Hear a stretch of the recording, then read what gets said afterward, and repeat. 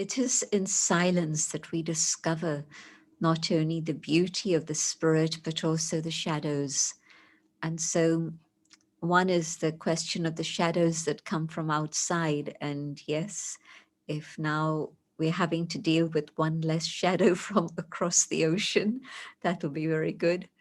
But there are many other shadows also waiting ahead. And in meditation, in silence, I become aware of that too, the huge forces of darkness.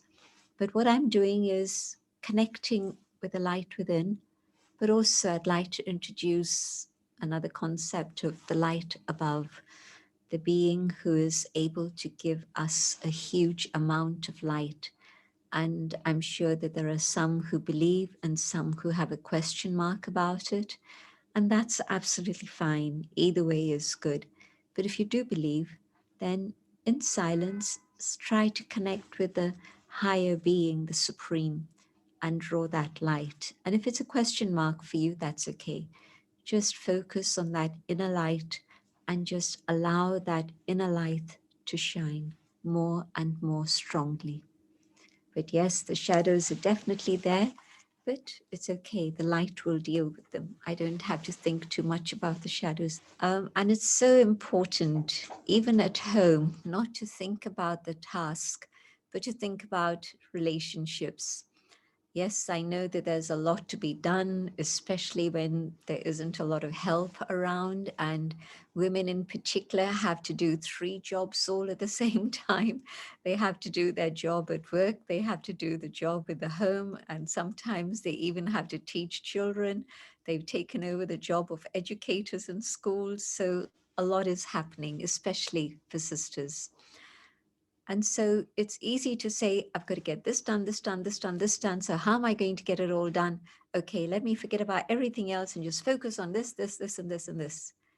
And at the end of the day, you'll be a nervous wreck.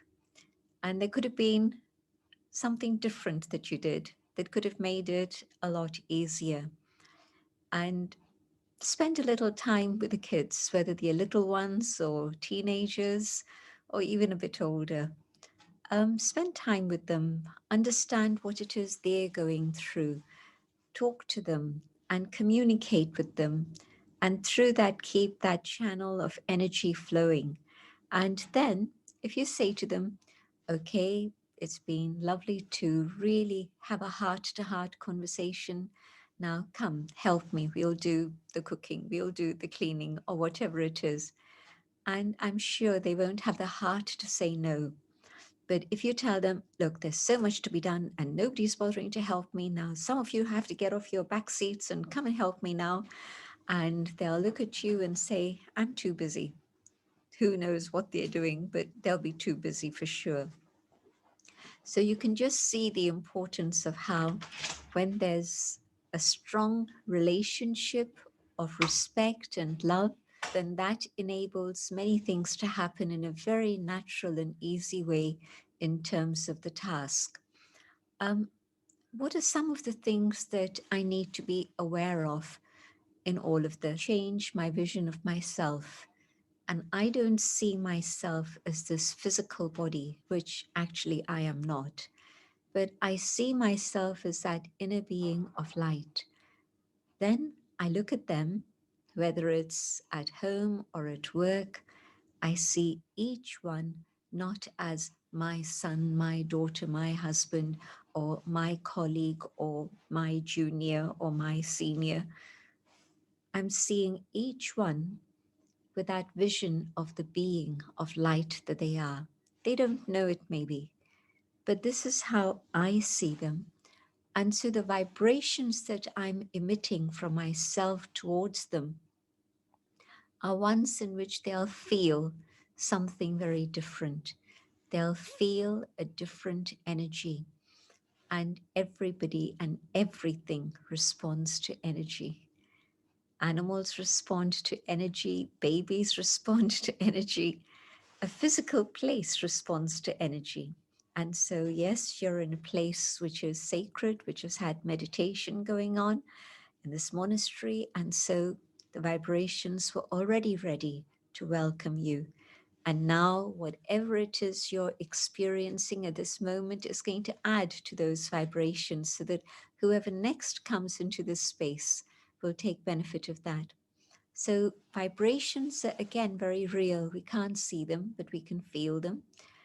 And so, when we have this awareness of the self as this being of light, and I see another in the same way, the vibrations that they're feeling are vibrations of that closeness and respect instead of a distance or even a wall.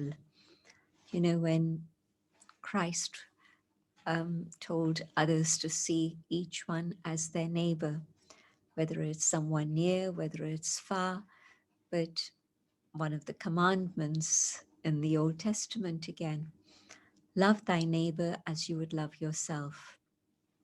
And so that love between neighbors, near or far, doesn't matter, but everyone, that love is a very important factor and it brings souls closer.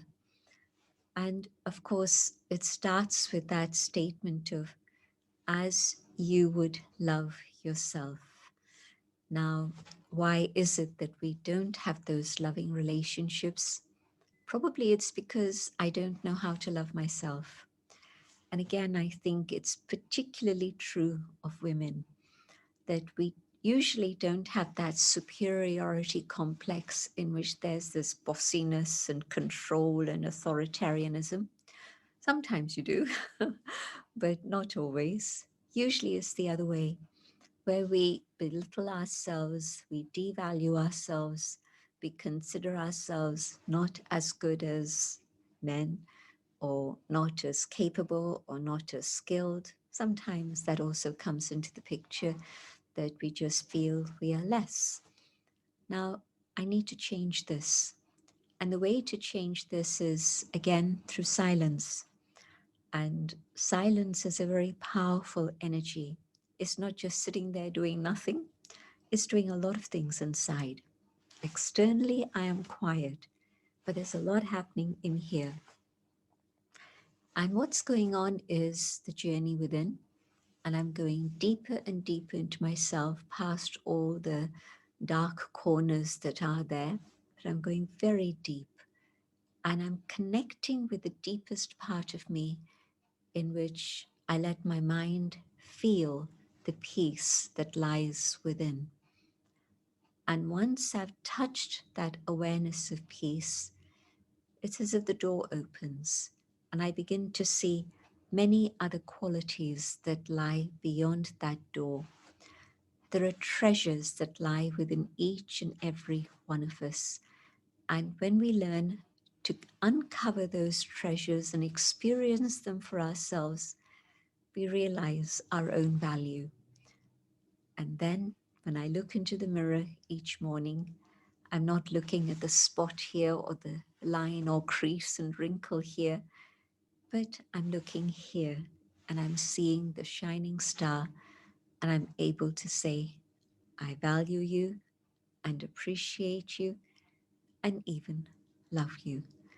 And so it's very important to build up this awareness of love for the self and value for the self, because to that extent, I'll be able to value others and give them regard and respect and be able to give them love.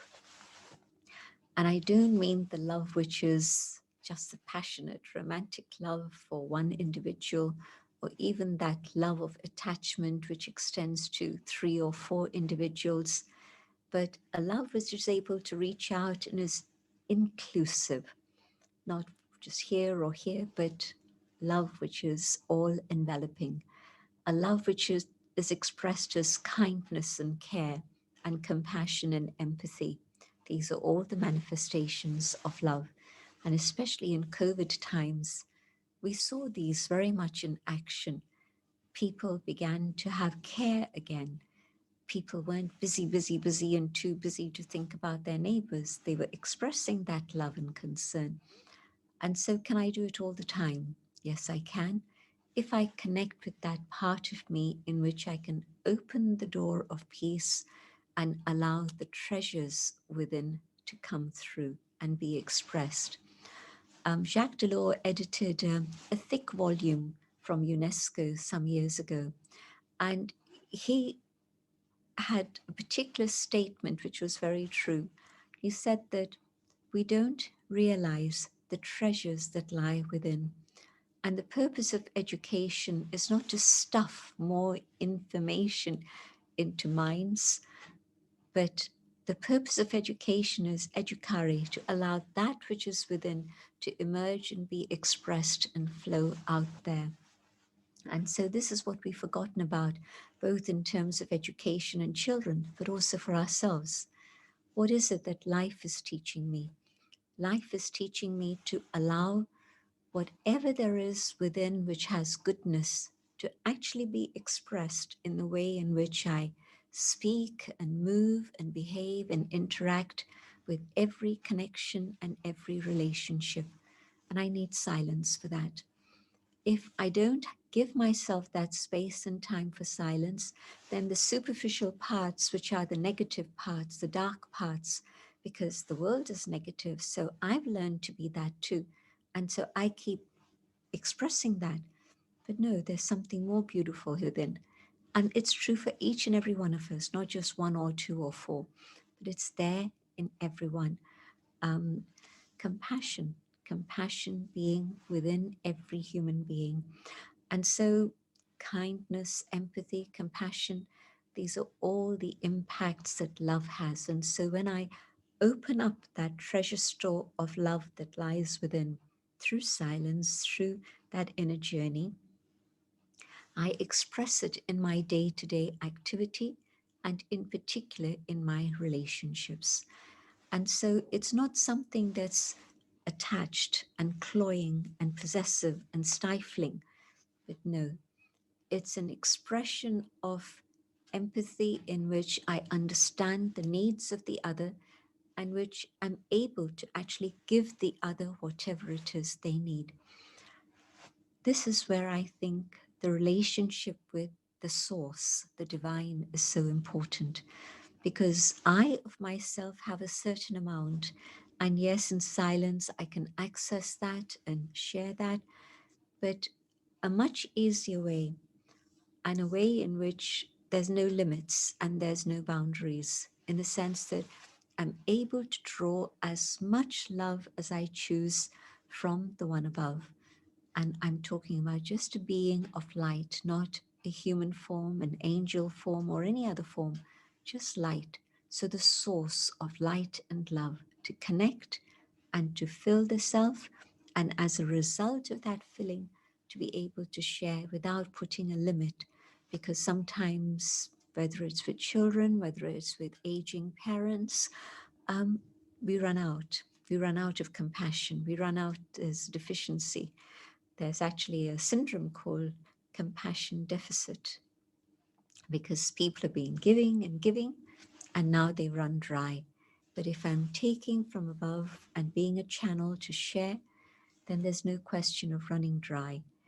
And then I'm truly able to just give without any expectation of return. And in that way, yes, relationships will flourish.